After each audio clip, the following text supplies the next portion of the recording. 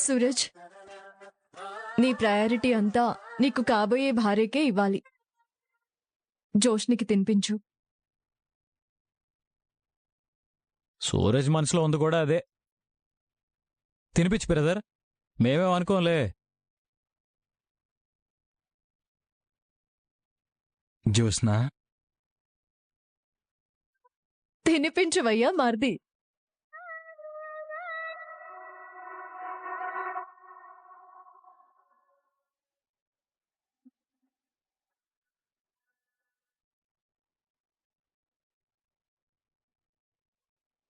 జోష్న, ఇప్పుడు నువ్వు.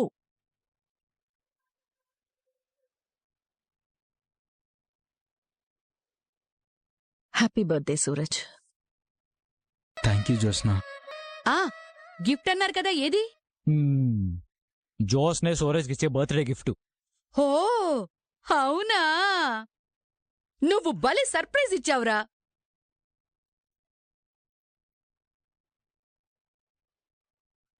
Happy birthday Suraj. Thank you అన్నయ్య.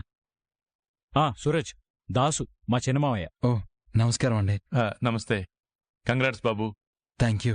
Happy birthday. Thank you sir.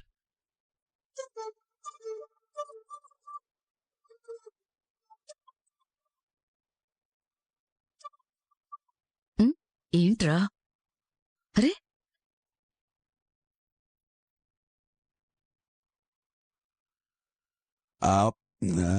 Happy birthday Suraj. Thank you sir.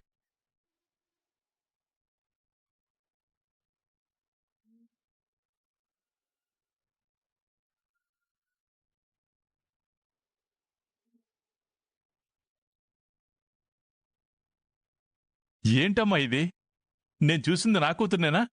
నాకు ఈ మధ్య అనుమానమే వచ్చిందిరా. అమ్మా, అంటే పెద్దోళ్ళంటారు కదా, 6 నెలలు సావాసం చేస్తే వాళ్లే వీళ్ళవుతారని. ఇక్కడ కూడా అదే జరిగింది. నీకా కార్తీక్ గాడు సూరజ్ గురించేం చెప్పలేదా? మావయ్య నీకో సర్ప్రైజ్ ఉందిరా, అది నీ కళ్ళతో నువ్వే చూడాలి అన్నాడు. సర్ప్రైజ్ కాదమ్మా, పెద్ద షాకే ఇచ్చాడు. వాడంతే, అందరికీ అలా షాకులిస్తూనే ఉంటాడు. సూరజ్ గురించి కాస్త చెప్పాడులే అమ్మా. కాకపోతే ఈ ట్విస్ట్ నేను ఊహించలేదు. నువ్వేంట్రా, నేను కూడా ఊహించలేదు. నాకు మాత్రం చాలా ఆనందంగా ఉందమ్మా. పట్టలేనంత సంతోషంగా ఉంది. నాకు అంతే సంతోషంగా ఉందిరా. నీ కూతుర్ని ఏ ఉద్దేశంతో నేను ఉయ్యాల మార్చానో ఆ ప్రయోజనం అది నేటితో పూర్తయింది. అదింకా నువ్వు మర్చిపోలేదమ్మా? ఎలా మర్చిపోతాన్రా? సూరజ్తో జ్యోత్స్న పెళ్లి అవగానే ఆస్తి మొత్తం జ్యోత్స్నకి దక్కుతుందని వీలునామా రాయించారు. అన్యాయం కదమ్మా. ఏంటి అన్యాయం? ఈ ఆస్తి దక్కవలసింది జ్యోత్స్నకు కాదమ్మా, దీపకి. వాళ్లే వద్దన్నారా? అబద్ధం. ఏంటి అబద్ధం? కావాలంటే పోయి ఆ కార్తీక్ గాణ్ణి అడుగు. ఈ ఆస్తిలో నాకు ఒక్క రూపాయి కూడా అవసరం లేదని, సూరజ్ జ్యోత్స్న మెళ్ళో తాళి కట్టిన మరుక్షణమే ఆస్తి మొత్తం జ్యోత్స్నకే దక్కుతుందని కార్తీక్ గాడే లాయర్తో దగ్గరుండి మరీ వీలునామా రాయించాడు. అదే నిజమైతే మనం కార్తీక్ దీపల కాళ్లు మొక్కాలమ్మా. ఎందుకు? వాళ్ళకి దక్కవలసిన ఆస్తిని కూడా నా కూతురికి త్యాగం చేసినందుకు. పూరయ్ అమ్మాయి కూడా రాత అనేది ఒకటుంటుందిరా, అది నువ్వనుకోగానే అయిపోదు. పాపం తినే రాత ఆ దీపకి లేదు. పైగా ఇప్పుడు దీప, జ్యోత్స్న, సూరజ్, కార్తీక్ అందరూ ఒకటైపోయారు. ఇదిగో, నువ్వెళ్ళి లేనిపోని గొడవలు పెట్టకురా. అది కాదమ్మా, అది ఒరేయ్, నేను. నువ్వు మాట్లాడుకు. నిన్ను కార్తీక్ గాడు ఎందుకు పిలిపించాడో తెలుసా? నీ కూతురికి జరగబోయే మంచిని నీ కళ్ళకి చూపించాలని. వచ్చావు కదా, చూశావు కదా, ఒక కేకు ముక్క తినేసి సైలెంట్గా వెళ్ళిపోరా నాయనా. అంతేగాని హ వాళ్ళు నీ కూతురికేదో మంచి చేశారని నువ్వెళ్ళి శివనారాయణ గారి దగ్గర జ్యోత్స్న నీ మనవరాలు కాదన్న నిజం చెప్పొద్దు. చెప్పకపోతే మాత్రం ఆ నిజం ఎప్పటికైనా తెలియవలసిందే కదా. మనం చెప్తేనే తెలుస్తుందిరా. కార్తీక్, దీప చెప్పరు. పాపం కదమ్మా. ఏంట్రా పాపం? శివనారాయణ గారు ఏమన్నారో విన్నావు కదా. దీప, జ్యోత్స్న నా మనవరాళ్లే, కార్తీకు, సూరజ్జు నా మనవళ్లే అన్నారు. అంతకంటే మనకు కావలసిందేముందిరా? దీపకి అమ్మా నాన్న ఇప్పటి వరకు లేరు, ఇక మీదట అవసరం లేదు. ఎలాగూ సుమిత్రమ్మ చిన్నయ్య గారు అని వాళ్ళిద్దరిని పిలుస్తోంది కదా. దానికా పిలుపు చాలే. అది కాదమ్మా. ఎవరికి ఎంత రాసి పెట్టుందో అంతే జరుగుతుందిరా. దేవుడికి మాత్రం తెలీదా ఎవరికేమివ్వాలో? మనకి జరిగిన మేలేంటంటే జ్యోత్స్న కార్తీక్ గాణ్ణి మనసులో నుంచి తీసేసి ఆ సూరజ్ గాణ్ణి ప్రేమించింది. దానికి మనం ఆనందపడాలి. అంతకు మించి మనం ఆలోచించవలసిన అవసరమే లేదు. అలాగేనమ్మా. కాని చేసిన పాపం నీడలాంటిది, వదిలిపెట్టదమ్మా.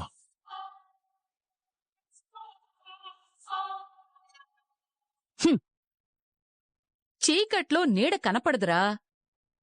చీకట్లో చేసిన పాపాలు కూడా అలాంటివే, ఎప్పటికీ బయటికి రావు.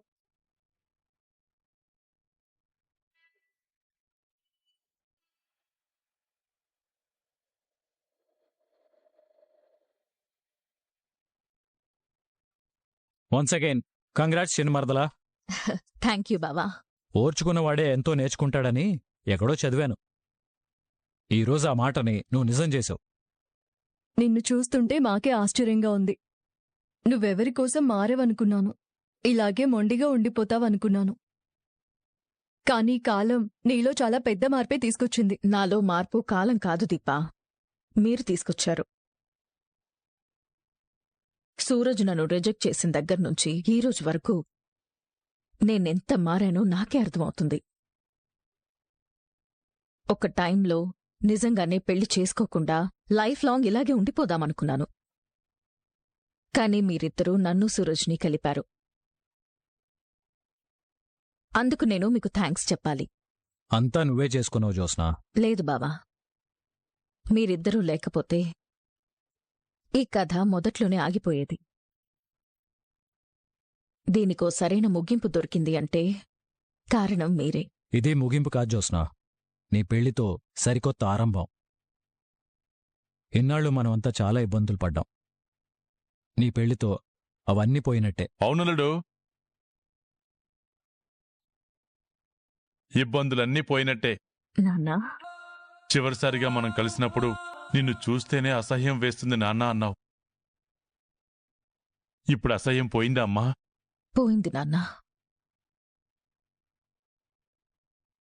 అప్పుడు మరీ కళ్ళు మూసుకుపోయి ఉన్నాను. స్వార్థంతో ఉన్నాను. జీవితానికి ఏది విలువైందో గుర్తించలేని స్థితిలో ఉన్నాను. ఇప్పుడు నేను వేరు నాన్నా. కనపడుతూనే ఉందమ్మా. నడవడిక, మాట తీరు అంతా మారిపోయింది. ఇదేనమ్మా నేను కోరుకుంది.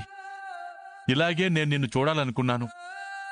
డబ్బుంటే చాలు, మనుషులు మానవత్వాలు అవసరం లేదు అనుకునే నా కూతురు మనుషుల కోసం, బంధాల కోసం అన్నీ వదులుకోవడానికి సిద్ధపడింది.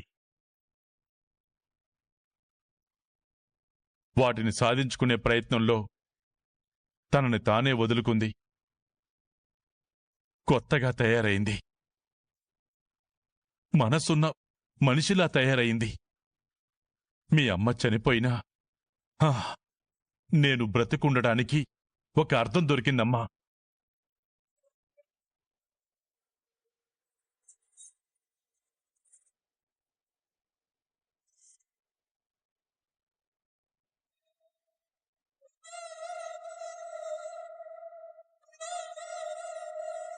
నా జీవితంలో ఇలాంటి రోజు చూస్తానని నేను అనుకోలేదమ్మా. చూసావు కదా నాన్నా, నాకీ ఆనందం చాలమ్మా. సరిపోదు నాన్నా. నువ్వే నా తండ్రివని అందరికీ చెప్పే రోజు అతి తొందరలోనే వస్తుంది. తొందరలోనే వస్తుందా? అవును నాన్నా. దీపే సుమిత్ర దశరథుల కూతురు.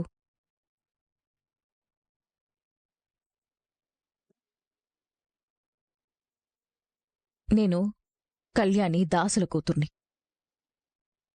ఖచ్చితంగా ఈ నిజాలన్నీ నేనే తొందరలోనే బయట పెడతాను నాన్నా.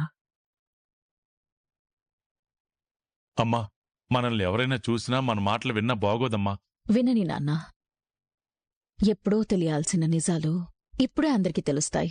నేను చూస్తున్నది నా కూతుర్నేనమ్మా. నువ్వైతే మాత్రం దీప పుట్టుక గురించి బావకి గాని మా డాడీకి గాని దీపకి గాని ఎవ్వరికీ చెప్పడానికి వీల్లేదు. ఇలా మాట్లాడుతుంది నువ్వేనా? నమ్మలేకపోతున్నావు కదా నాన్నా. కోపంతో నా జీవితాన్ని నేనే పాడు చేసుకోబోయాను. అప్పుడు వీళ్ళే నాకు సాయంగా నిలబడి నా చేతులతో నా తప్పుల్ని సరిదిద్దేలా చేశారు. నన్ను నాకే ఇష్టమైన మనిషిలాగా చేశారు.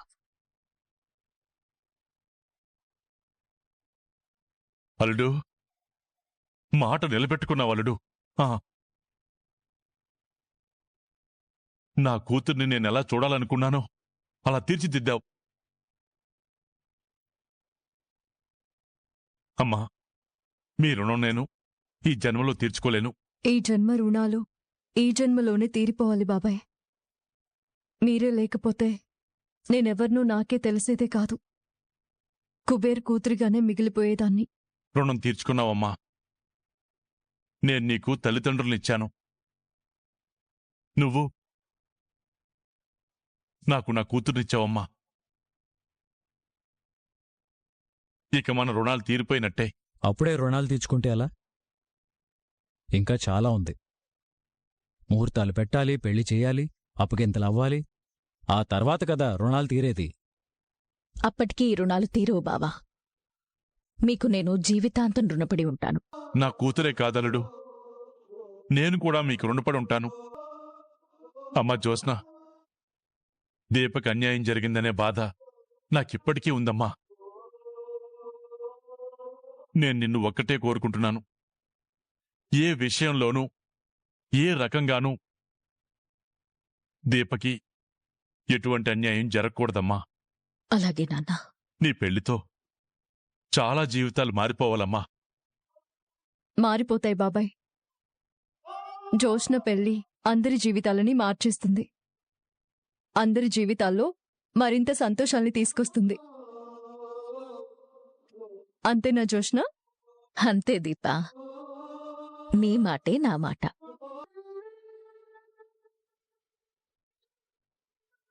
సూరజ్, నువ్వంటే నాకిష్టం.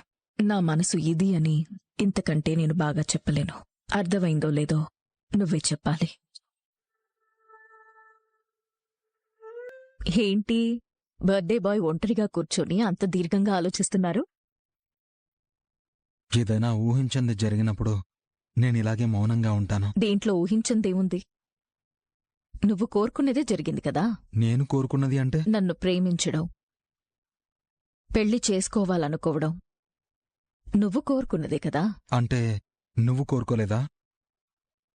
అంటే ఇది ఎలా మొదలైందో చెప్తున్నాను. ఇప్పుడు నువ్వెందుకొచ్చావు? నీకు థ్యాంక్స్ చెప్పడానికి. హెల్ప్ చేసిన వాళ్ళకే థ్యాంక్స్ చెప్తారు. ఇప్పుడు నీకు నేనేం హెల్ప్ చేశాను? నన్ను అర్థం చేసుకుని పెళ్లికి ఓకే చెప్పావు కదా. అది నిజమే. మరి ఏదబద్ధం? అది నువ్వే చెప్పాలి. ఏం చెప్పాలి? నీ ప్రేమ నిజమేనా? అడిగిన దానికి సమాధానం చెప్తావనుకుంటే ఏడుస్తున్నావా? నాకు ఇప్పుడే తెలిసింది. ఇంత చిన్న మాటకే కళ్లల్లో నీళ్లు తిరిగేంత సున్నితంగా మారిపోయావా? రాతి విగ్రహంలా ఉండే నీ మనసు గాజు బొమ్మలా అయిపోయిందా? నీ మాటలతో నీ చేతలతో ఎంతమందిని బాధపెట్టుంటావు? ఎన్నిసార్లు బాధపెట్టుంటావు? ఇంతకంటే కఠినమైన మాటలు వాడి మనసు నిలువునా చీల్చేసుంటావు. అలాంటి జ్యోత్స్న నీ ప్రేమ నిజమేనా అన్న ఒక్క మాటకి మేఘం వర్షించినట్టు కన్నీళ్లు కురిపిస్తుందా? చాలా ఆశ్చర్యంగా ఉంది. నా మనసుని మేఘంలా మార్చేసిన నీకే ఇంత ఆశ్చర్యంగా ఉంటే, నీకోసం నాకు తెలియకుండా నేనే ఏడుస్తుంటే నాకెంత ఆశ్చర్యంగా ఉండాలి. నేను మార్చానా? అవును, నువ్వే మార్చావు.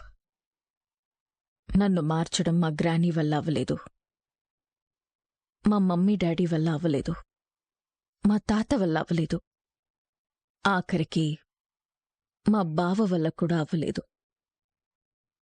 కాని నీ వల్ల అయ్యింది సూరజ్. ఎలా? నిన్ను మారమని నేనేం అడగలేదే. ఒక విత్తనాన్ని భూమిలో నాటి రోజూ నీళ్లు పోస్తుంటే నువ్వా విత్తనాన్ని మొలవమని ప్రత్యేకంగా అడగాల్సిన అవసరం లేదు. అది నువ్వు వద్దన్నా మొలుస్తుంది. ప్రేమ కూడా అంతే. నువ్వు నన్ను ప్రేమించు అని అడిగినప్పుడు నేను నిన్ను ప్రేమించలేదు. మారతావో మారవో అని నన్ను వదిలేసావు చూడు. అప్పుడు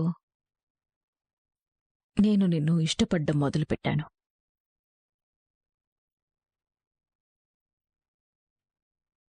నాకేం కావాలో నాకే ఒక స్పష్టమైన అవగాహన వచ్చింది. ఇంక తర్వాత నిన్ను వదులుకోకూడదనుకున్నాను. అప్పటి వరకు శివన్నారాయణ గారి మనవరాలిగా ఉన్న నేను అచ్చమైన ఆడపిల్లగా మారాను. నా మనసు ఇది అని నీకెలా చెప్పాలో నాకు అర్థం కాలేదు. కానీ చివరికి అర్థం చేసుకున్నావు. సారీ, నీకు అర్థమయ్యేలా చెప్పగలిగాను. ఆ తర్వాత నేను ఎంతగా మారిపోయానంటే నువ్వు చూడకపోతే బాధేసేది. నీతో ఎవరైనా చనువుగా ఉంటే కోపం వచ్చేది. తెలియకుండానే నీ మీద నాకు ఆశలు పెరిగిపోయాయి. అవి నన్ను ఏ స్టేజ్కి తీసుకెళ్ళిపోయాయంటే నువ్వన్నట్టే రాతి విగ్రహంలా ఉండే నన్ను గాజు బొమ్మని చేసేశాయి.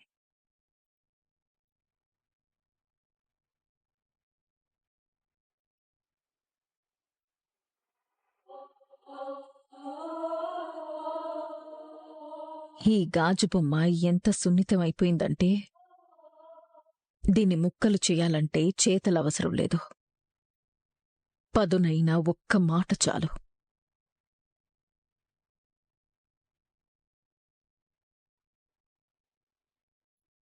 ఇంకా వివరంగా నీకర్థమయ్యేలా చెప్పాలంటే నీ ప్రేమకు నేను బానిసనైపోయాను.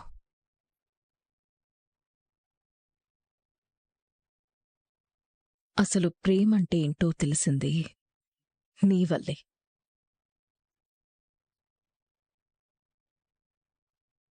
నాకేం కావాలో తెలిసింది నీ వల్లే. అందుకే చెప్తున్నాను, నా మనసు నీ వశమైపోయింది. నీ ప్రేమకు బానిసైపోయింది. నాకంటూ నేనేం మిగల్లేదు. అంతా నువ్వే అయిపోయాను. నువ్వు లేవు అంటే నేనే లేను. నువ్వు లేవు అంటేనే కాదు, నువ్వు కాస్త దూరమైనా తట్టుకోలేను. నేను నిన్ను ఇంతలా ప్రేమిస్తుంటే మళ్ళీ ఏంట్రా నువ్వు నాకు పరీక్షలు పెడుతున్నావు? మళ్ళీ ఏంట్రా నువ్వు నాకు పరీక్షలు పెడుతున్నావు? మళ్ళీ పాస్ అవుతానో లేదో అనా? అలా అని కాదు జోస్నా. రక్తమేంటి? రక్తమా? నీ వేలికి రక్తం. అయ్యో, ఎలా తగిలింది? వద్దు, ఎందుకు? చిన్న గాయమే కదా. అరే, నీ ఒంట్లో నుంచి రక్తం బయటకు వస్తుంది సూరజ్. అది చిన్న డ్రాప్ అయినా సరే నేను చూడలేను. వెంటనే ఆపాలి.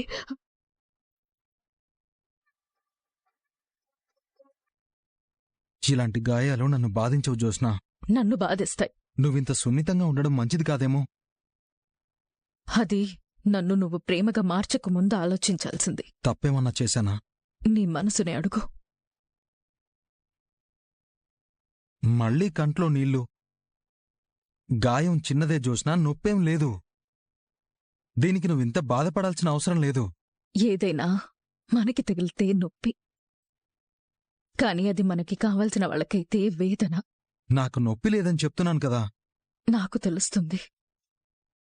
నువ్వింక నా ప్రేమకి పరీక్షలు పెట్టడం మానే. ఇది ప్రేమే, వదులుకోలేని ప్రేమ. ఈ జన్మంతా నాతోనే ఉండాలని నేను కోరుకునే ప్రేమ.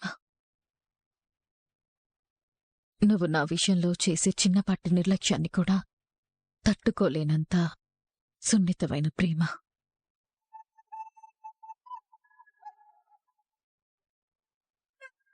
దీని పుట్టుక నాకు తెలీదు. కానీ ఇప్పుడు ఏ స్థాయిలో ఉందో అది మాత్రమే నేను చెప్పగలను.